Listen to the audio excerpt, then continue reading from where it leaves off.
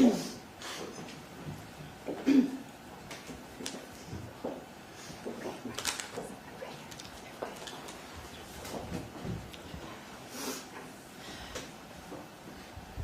Honor, my name is Stephanie Avola, and I am Fabio's niece by marriage. Your Honor, I stand here today a woman traumatized, angry, and heartbroken. As Fabio's niece, I have lived almost a decade with unimaginable grief, betrayal, and pain. I am here not only as a family member who loved Fabio deeply, but also as a colleague in the hair industry who witnessed his brilliance firsthand. My life was shattered the day he was taken from us. In a way so brutal, so senseless, and so deliberate, it defies comprehension. On January 23rd, 2017, almost 9 years ago, life as I knew it ended. That was the day my uncle, Fabio Sementilli, was brutally stabbed to death in the backyard of his own home on my birthday. The same home where he had built a life, raised a family, and welcomed people with open arms. And the same home where his wife, Monica Sementilli, the woman he trusted more than anyone, conspired to have him murdered. Fabio Sementilli was everything his killer, Monica Sementilli, is not. He was kind, he was loyal, he was generous, he lifted people up, he didn't destroy them. He led with integrity, he loved with his whole heart. He made people feel seen, valued, safe, and inspired. Fabio brought joy, wisdom, and light to the world and everyone around him. Monica Sementilli brings darkness, manipulation, deceit, destruction, and death.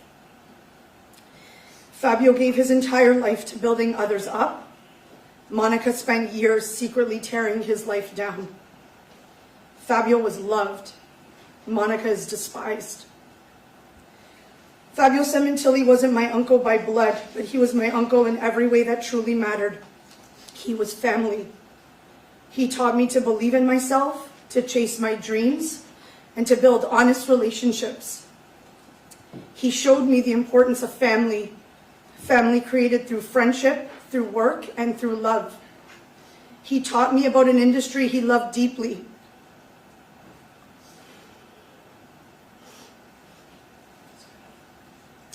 And I feel incredibly fortunate to have witnessed his Big Daddy magic in full force.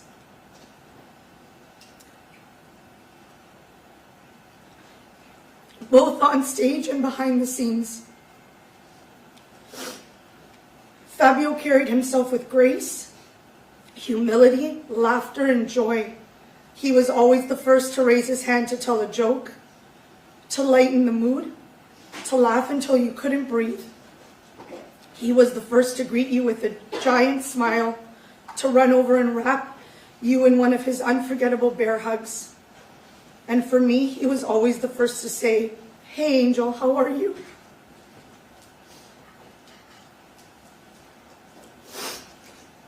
Fabio's favorite saying, "Charge the mountain," has become a daily mantra for me and my family. For 8 years since Fabio was brutally and senselessly taken from us, that phrase has helped us get through. It reminds us to push forward, even when we are broken. And losing him is not just pain, it's betrayal. Fabio was taken from us by the very person he and our family trusted most. What happened wasn't random, it was planned, calculated, evil. And it came from someone who shared his home, his life, and his heart. It came from a woman my family showed love and respect to for over 20 years. The same woman who smiled in our faces while plotting Fabio's murder behind our backs. The same woman we comforted, supported, and defended while she betrayed us all. The same woman who played the grieving widow while secretly having an affair with a convicted sex offender, conspiring with him to kill her husband. And so today, Your Honor, I stand before the monster who deceived us all and who set this entire plan in motion, who lied, who schemed, who manipulated, and who murdered. Monica is the reason my family is broken. The reason my family knows names like Robert Baker and Christopher Austin. The reason Fabio is dead. The reason we have all been dragged through this unbearable, lifelong nightmare. The reason a 2.5-month trial was held, and the reason we are all here today. None of us sitting in this courtroom today could have possibly imagined the level of pain, betrayal, and sheer evil that would rip through our lives and redefine who we are. That is the evil of Monica Sementilli, an adulterer whose selfishness, treachery, and complete absence of human decency shattered our family, destroyed the man who trusted her most, and left us all with a life sentence of grief, rage, and unanswered questions. A monster who was found guilty on April 11th in this very courtroom by 12 unbiased jurors. Guilty of first-degree murder, conspiracy to commit murder, murder by means of lying in wait, and murder for financial gain. 12 strangers, 12 people with no connection to our family. And yet, after hearing the evidence, after seeing the lies and the cruelty laid bare, they saw the truth as clearly as we always have. I remember that phone call from my husband. The call that shattered everything.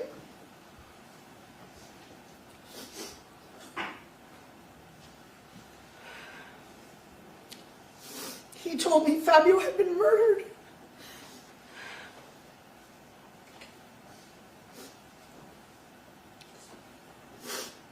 I dropped to my knees in pure grief. Pain shot through my body like electricity. I was sick to my stomach. I couldn't make sense of what I was hearing.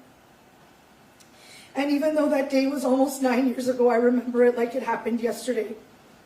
The details are burned into my memory. Every moment, every word. I remember my husband yelling through the phone, "They killed him. They killed my uncle."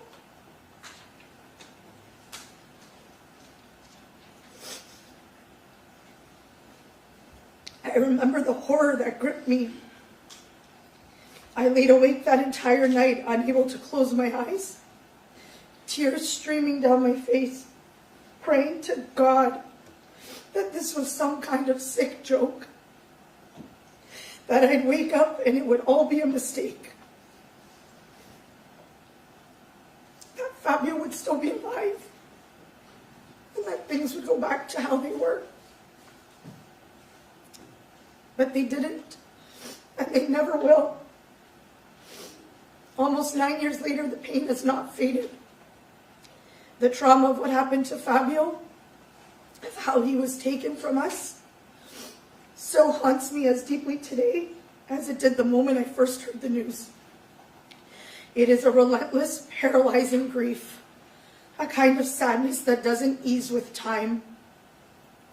It lives in me. It shapes my everyday. It has stolen my peace, my sleep, and the sense of safety I once had. This wasn't just a loss. It was a brutal, calculated murder, and I am still living with the wreckage. After the murder, I remember how I began to question things that didn't seem right. I was trying to make sense of something so senseless, and it never made sense. I couldn't believe that just days after Fabio was brutally murdered in his own backyard, the wake was held in the very place where his life had been violently taken, complete with a carefully arranged shrine by his devoted wife. I was terrified that my husband had to be in that house. Who would want to gather there? How could Monica find comfort in a home where her husband had just been murdered? How was she able to compose a memorial for Fabio just days after finding him dead? It felt disturbing and unnatural. I couldn't believe that my husband and family members were asked to take Fabio's belongings his tools, his suits, his jewelry, back to Canada. It felt cold and cruel. Just days after Fabio was brutally murdered, it felt like there was already a rush to erase him. Please turn off electronic devices, please. To move on. Wouldn't you want every reminder of him close? Especially after losing him so suddenly and so violently? It didn't feel like grief, it felt like guilt. Nothing felt right, nothing made sense.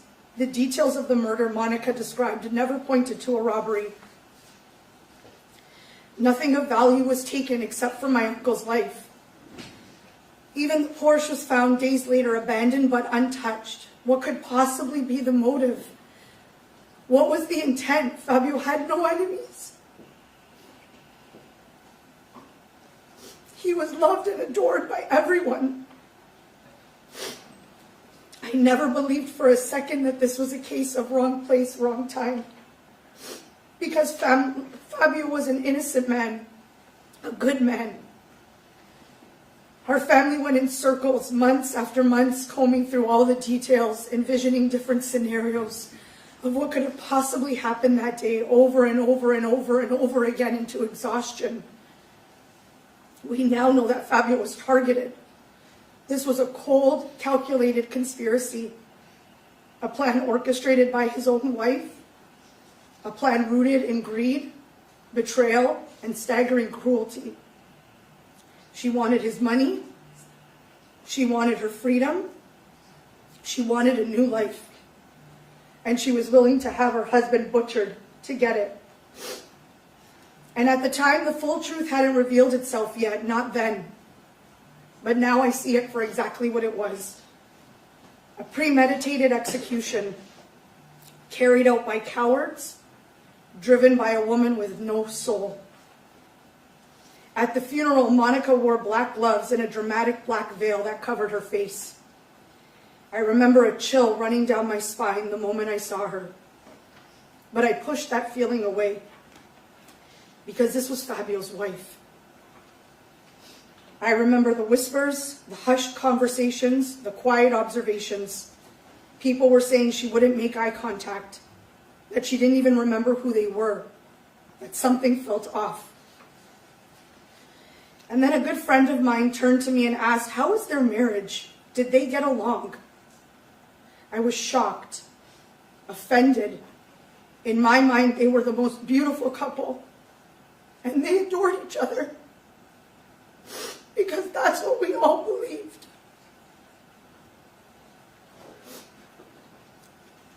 And from that point on, there was a string of events that just never felt right. His cremation,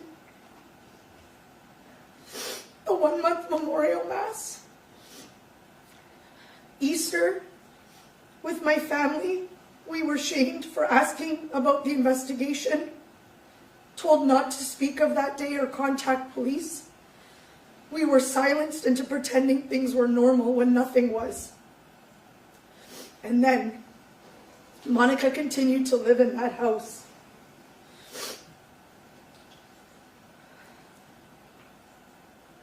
This wasn't just any house, it was a crime scene.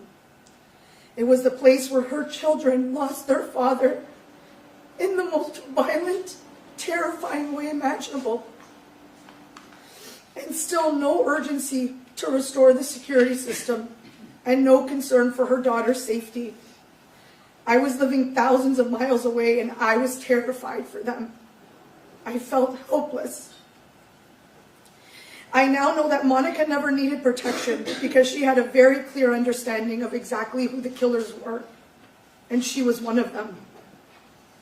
My family was manipulated into believing that all of these devious actions were somehow normal, that this was just grief, that Monica was just doing her best to cope.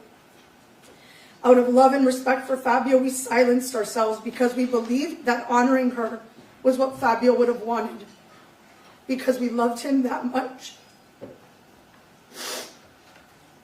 I remember the day of my youngest child's baptism, April 2nd, 2017.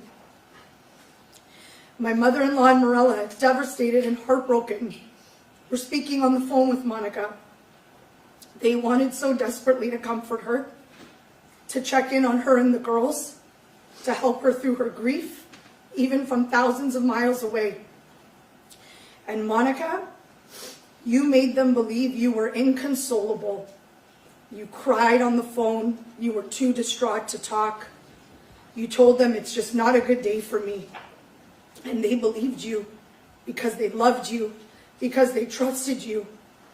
But in court, we learned the truth.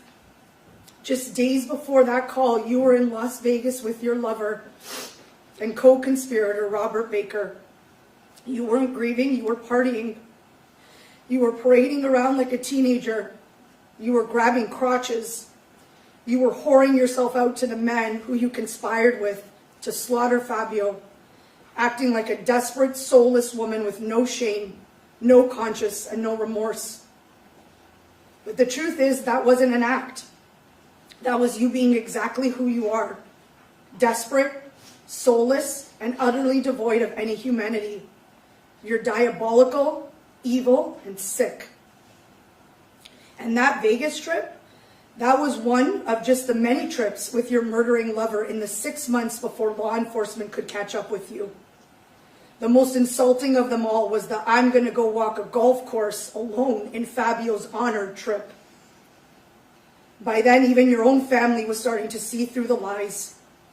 Even they couldn't pretend anymore. I was there as you accepted the Lifetime Achievement Award on behalf of the man you murdered. The man loved and adored by every single person on that stage and in that room. Your performance didn't fool anyone. Your act was crumbling, and your bullshit was impossible to ignore. June 14th, 2017, the puzzle that had tormented me with sleepless nights and endless grief finally fit together. You, Monica, and your vile lover, Robert Baker, were arrested for the murder of Fabio Sementilli. I remember hearing the news and feeling for the first time like the weight of grief that had clung to my soul was finally lifted. Suddenly it all made sense, every single piece of it, every unanswered question, every gut instinct, it all fit together to tell the story of who you really are. That night, after 6 long, agonizing months, I cried tears of relief. But that relief was short-lived. Because the arrest didn't just bring answers, it opened the floodgates to the truth.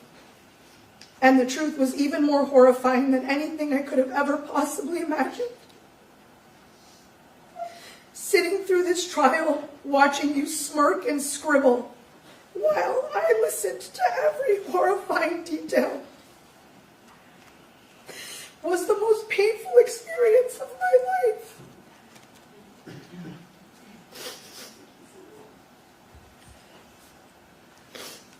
I was sick to my core, broken. Never in my darkest nightmares could I have imagined an 18-month torrid sexual affair between Monica Sementilli and a convicted sex offender named Robert Baker. Never could I have conceived that these two despicable, vile creatures would be scheming and plotting Fabio's death to steal his life insurance money and start a new life together. Never in all of time would I have imagined Monica living a double life so evil, so depraved, that she would set up her own husband to die, while the rest of us watched her Instagram posts peg her as the grieving, devoted wife. But perhaps the most horrifying part of it all, never could I have imagined that she had planned this execution so that her youngest daughter would be the one to arrive home first, so that her own child would be the one to discover her father's lifeless body, brutally stabbed to death.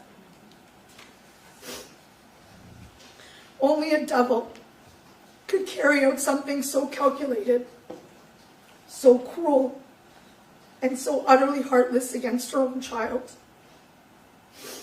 Never could I have foreseen the mountain of evidence collected by the LAPD, a mountain so overwhelming, so undeniable, that it would prove beyond any reasonable doubt that Monica Sementilli orchestrated the murder of Fabio Sementilli.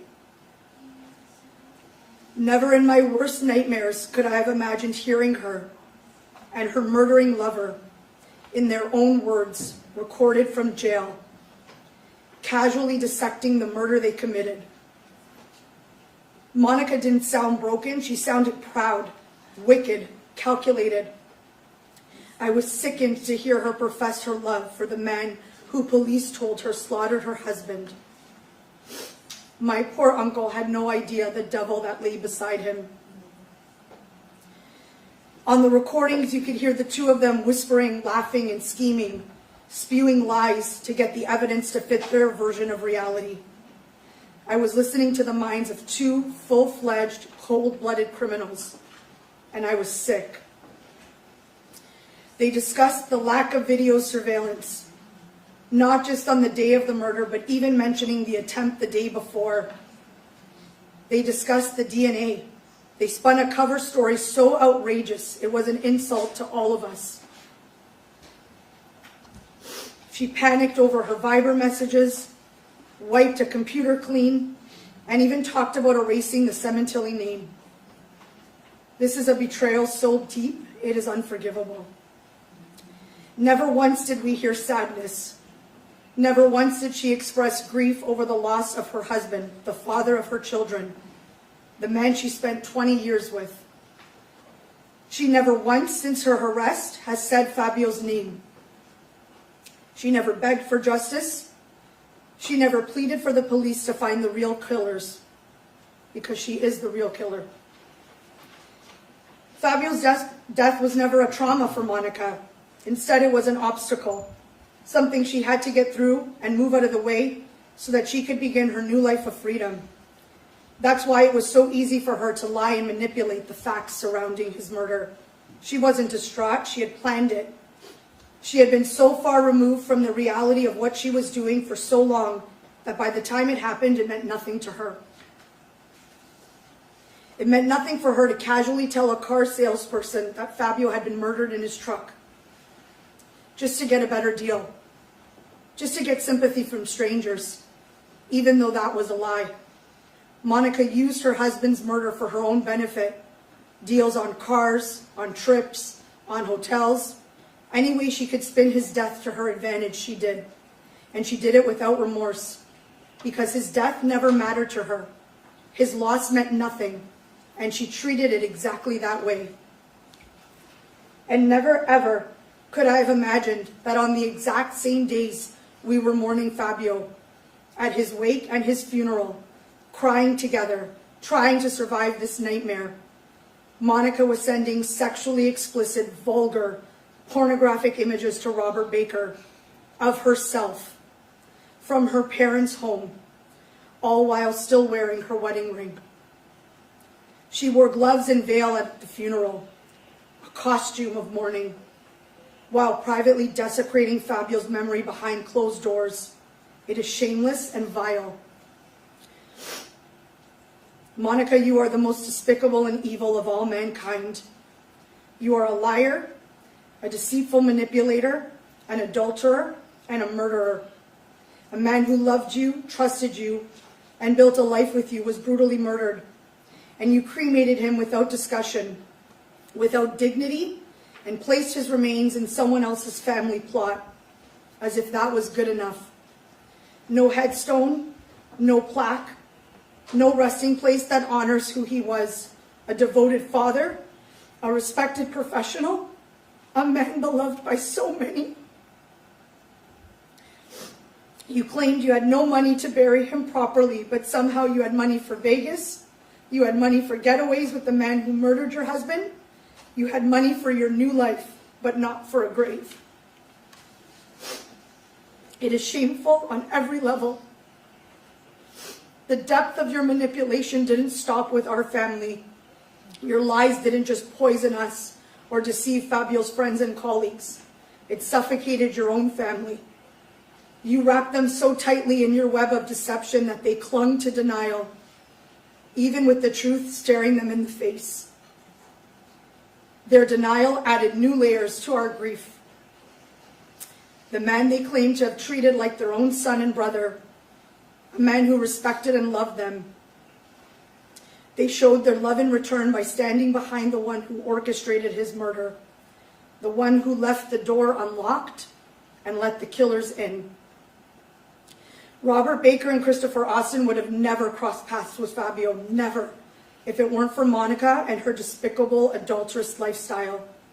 Monica put those men into his life, and Monica signed his death warrant. And to be clear about one thing, every single piece of evidence collected and presented in this case was created by Monica. Every person she lied to, manipulated, used, deceived, and betrayed came forward to tell the truth and expose the real monster she is. The pornographic images, the digital evidence, the deleted emails, the digital surveillance, the lies to law enforcement, the safe, the Viber messages, the deceit around the home security system, Robert Baker, her phone code, the same phone from which she sent thousands of messages to her lover, messages plotting the murder of her husband. The jail recordings, the intercepted calls, and those disgusting jail letters, and on and on and on. All of that came from her, not the police, not the prosecutors, not the judge, not the court, not Fabio's friends and families. She built the Mount Everest of evidence that revealed her true self, a sick, twisted, depraved, demonic, diabolical monster. And let's also be very clear about this. The victim in this case is Fabio Sementilli, the man she conspired to kill with her lover. And the other victims? Every single person who loved him. Every single person she manipulated, deceived, and lied to. They are the victims of her evil. And every single one of them is glad that she is exactly where she belongs for eternity. Your Honor, today I stand before you in honor of Fabio. I stand in truth, in pain, but in strength. As Fabio always told me, charge the mountain. Today I am charging that mountain. For him, for our family, for every single person whose life was touched by Fabio Sementilli's light and shattered by Monica Sementilli's darkness. We are the victims, and she is exactly where she belongs. Your Honor, we beg this court to sentence Monica Sementilli to the maximum penalty allowed under the law, so that she never again walks free and never again breathes the fresh air of the life she so brutally stole. Let her spend the rest of her days behind bars, vanishing into the darkness that mirrors her soul. Our family deserves peace, knowing that, like a rabid animal, she has been locked away, trapped in the cage of her own destruction for eternity. Let us never again speak her name in the same breath as Fabio's. Let us forget everything about her, who she was, who she pretended to be, and who she actually is, for she is nothing. Nothing but a hollow shell, a soul devoid of any humanity. Let her be haunted for the rest of her days by Fabio's voice, his laughter, and his face, every single time she closes her eyes. There will be no peace, no silence, just the constant echo of the man she betrayed and destroyed, the man she will never outrun, even in her sleep. Let her be forgotten as the clump of nothingness that she is. Her mantra is ride or die. Well, Monica, now you can ride or die in prison. Thank you. Thank you.